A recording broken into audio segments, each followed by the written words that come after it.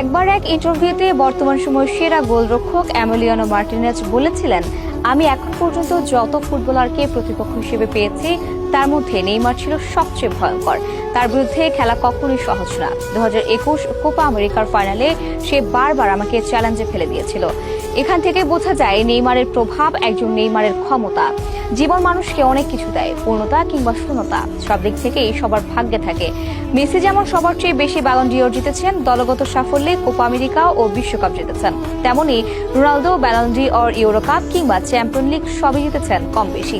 কিন্তু একজন নেইমার বিধাতার কাছে যতবার দুহাত তুলে কিছু চেয়েছেন, বিপরীতে পেয়েছেন শুধুই ইনজুরি, শুধুই ব্যথায় কাতর হওয়া এই ছবিগুলো।